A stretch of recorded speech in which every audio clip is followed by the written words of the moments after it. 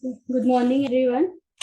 Today we will discuss the case of Oil and Natural Gas Corporation Limited.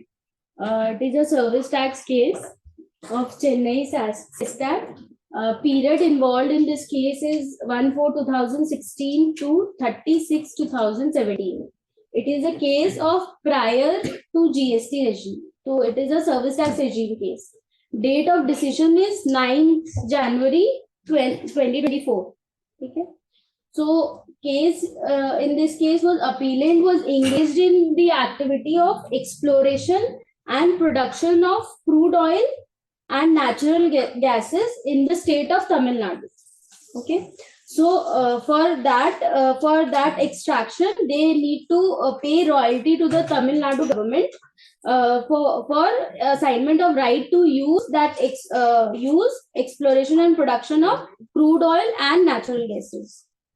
Their DGGI investigation was initiated and summons were issued, and thereafter department issued a demand notice, that is proposed notice, demanding tax on royalty paid to this Tamil Nadu government. Okay. And it was stated by the government that the royalty paid by them is a services provided to, in that case government is providing services to them, and that is liable for reverse charge, and for that the appellant is liable to pay tax under reverse charge on that services received by them from the Tamil Nadu government. So what was the department's allegation in this case? The department's allegation was that the services are taxable under service tax. Why taxable? Because there was a change in the service tax, there was change in the law, and with effect from 1/4/2016, it was stated that services provided to the government shall be taxable under service tax, subject to certain exemptions specified separately in the exemption notification.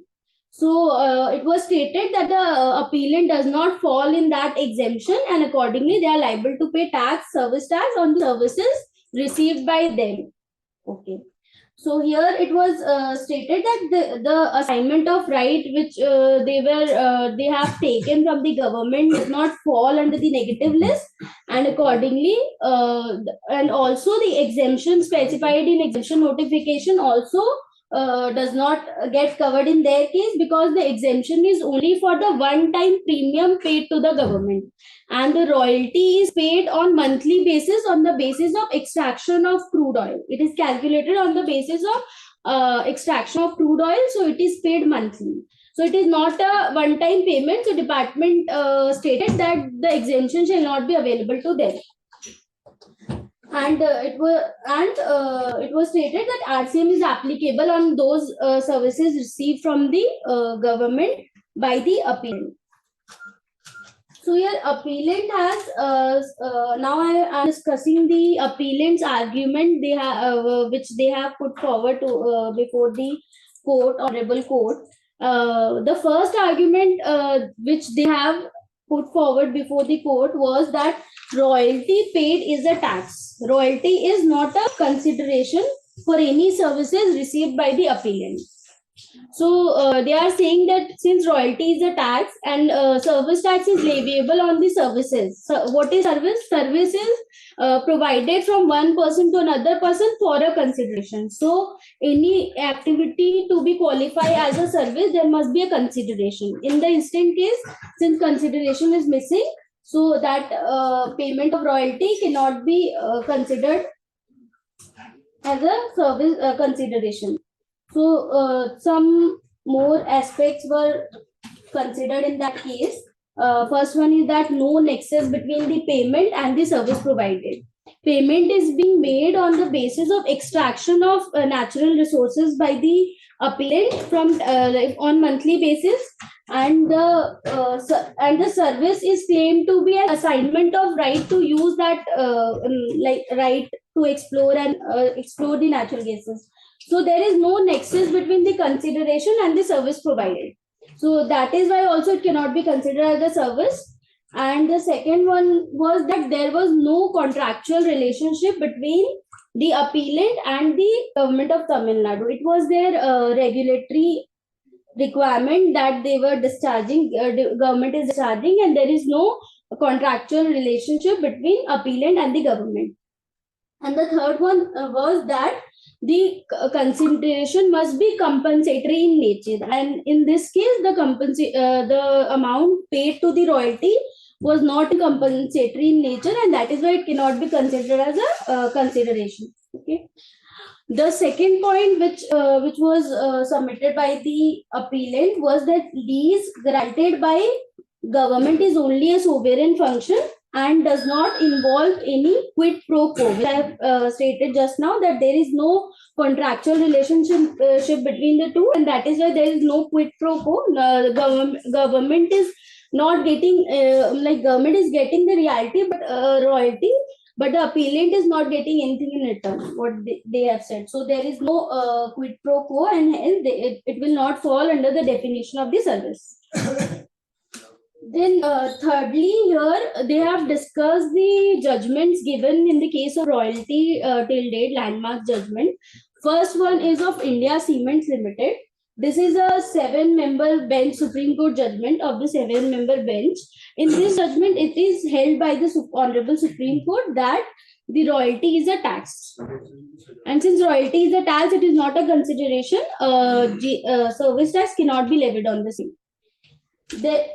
This decision was given in the year 1990. Thereafter, in the 2005, one more judgment was delivered by the Supreme Court, 5-member bench, in the case of Keshoram Industries, which says that there is an error in the judgment of Indian cement industry, and they have held that royalty is not a tax. So there is a contradiction between two courts, two Supreme Courts. So finally, the matter in the case of Mineral Area Development Authority was referred to 9 members bench. So now the matter is not settled and is pending before 9-member bench Supreme Court. It was the argument taken by the appellant in this case was that adjudicating authority and the tribunal are bound by the decision of the Supreme Court. Since the larger bench of the Supreme Court, 7-member bench, has held that royalty is a tax and no services can be levied on the same, so that should be accepted by the adjudicating authority and tribunal, and they are bound by that decision. If they did not follow that decision, then it will tantamount to breach of judicial discipline. There's a lot of judgment also discussed for this, that what would be called breach of judicial discipline in this case. Now, the fourth argument that appellant has taken was charges are regulatory in nature, and the regulatory concept of service is missing in the regulatory fees. Since the charges paid are regulatory in nature, it is not a consideration, and the concept of service is missing in regulatory fees, since it is a duty of the government to provide that right to the appellant, and it is not on account of any service. So in case of any regulatory fees is being paid by the appellant to the government, there is no service involved. So no services can be levied on the same. They have also relied upon the judgment of the Supreme Court in case of VAM Organic Chemicals. Now, the fifth point which they have considered in their argument was grant of mining lease is not assignment of lease. Okay.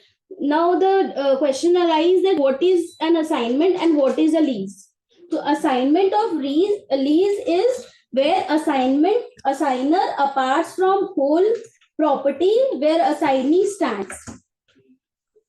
And a lease is where one transfer an interest less than its own. मतलब assignment is where assignment क्या होता है कि जहाँ पे assigner हट जाता है and assignee comes into the picture. Suppose अगर if we are buying a flat, अगर तुम कोई flat खरीद रहे हैं और तुमको अगर किसी और को assign करना है, तो you become the assigner और second person is the assignee. तो तुम क्या करेगा, उसको अपना right assign कर देगा and you will go out of it. अब जो भी बात करना है असाइनी को डेवलपर के साथ करनी है, ठीक है. So this is the assignment. And lease क्या होता है? लीज इज वेयर हम किसी को रेंट पे दे दिया, लीज पे दे दिया, तो I am there, I still exist. So assignment and lease are two different things. इसके लिए भी बहुत सारा जजमेंट्स इसमें रेफर्ड है which also need to be discussed. तो सिंस यहाँ पे असाइनमेंट नहीं है because government will throughout in the picture, वो हमेशा रहेगा, they are not going out of the transaction, इसीलिए this is not an assignment, वो एक लीज ट्रांजैक्शन है. Sixth point which was considered by the appellant was that contingent reversionary interest. मतलब since there is contingent reversionary interest, it is not an assignment. Now what is contingent reversionary interest?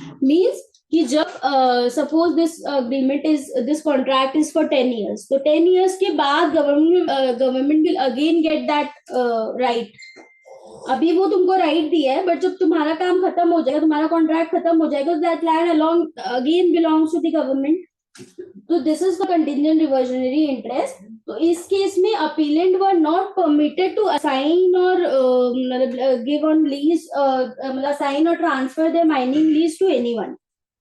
तो इसका मतलब that belongs to government only, government हट नहीं रहा है. इससे भी ये पता चलता है कि this is not an assignment, it is a lease. ठीक है.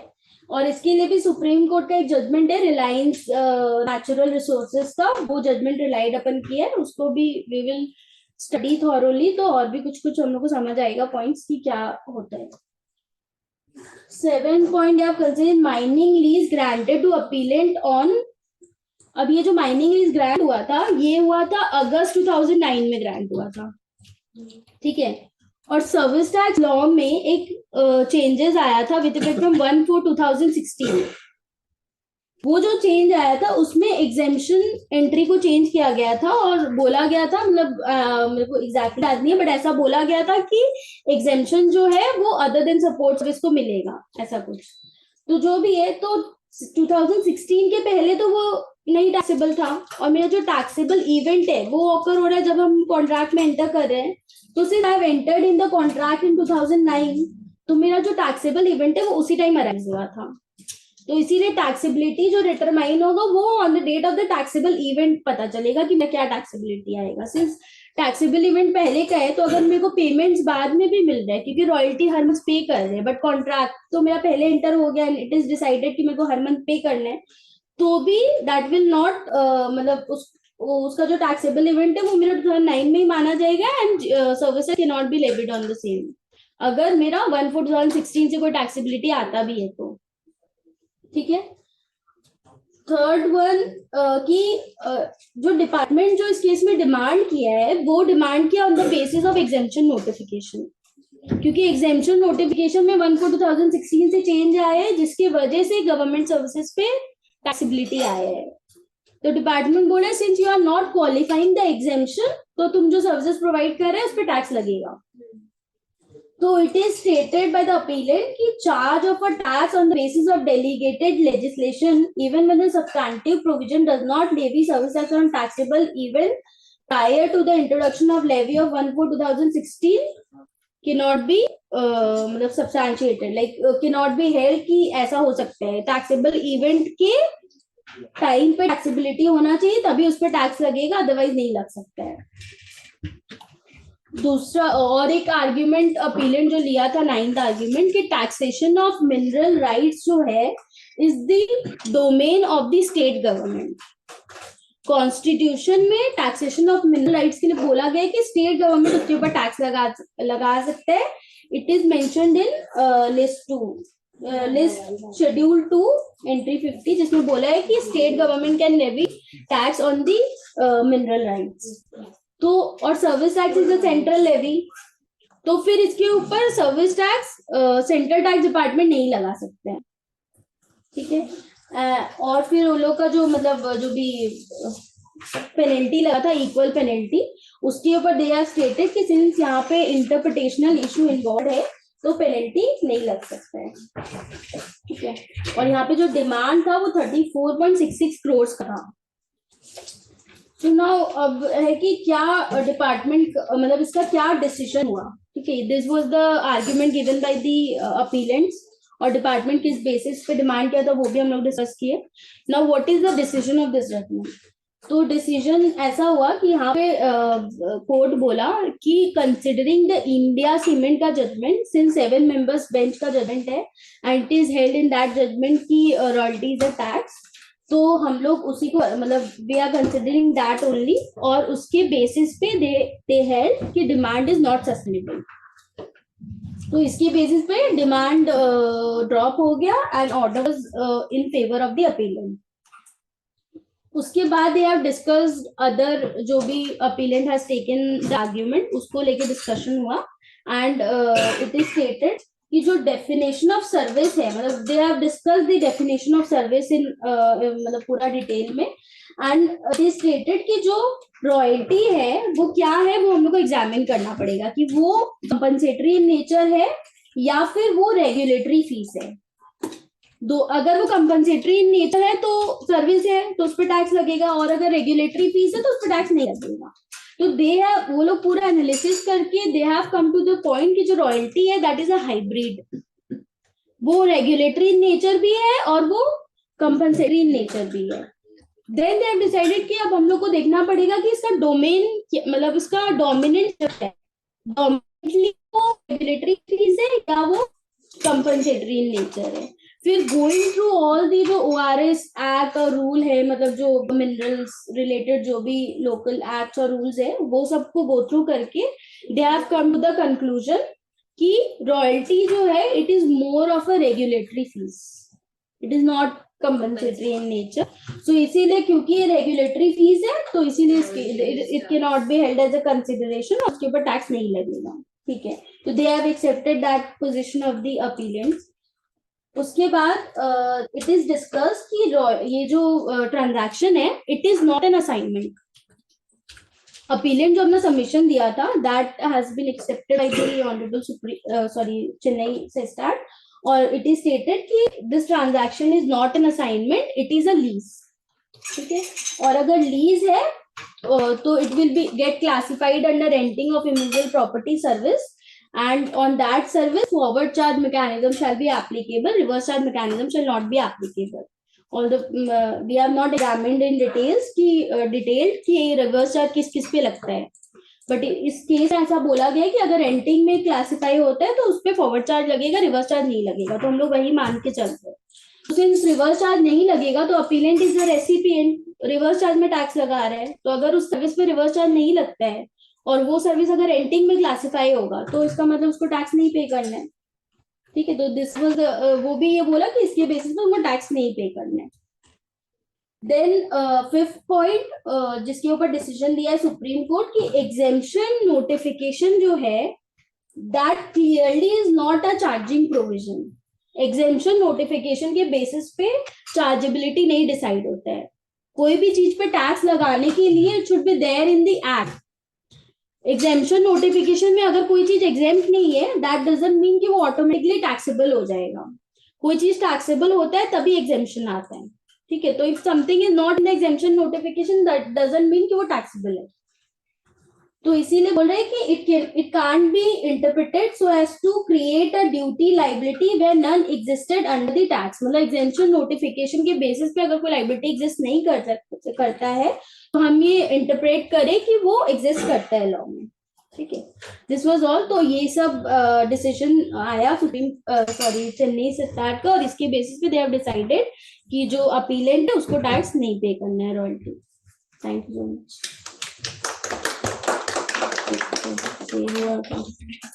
Is the recording?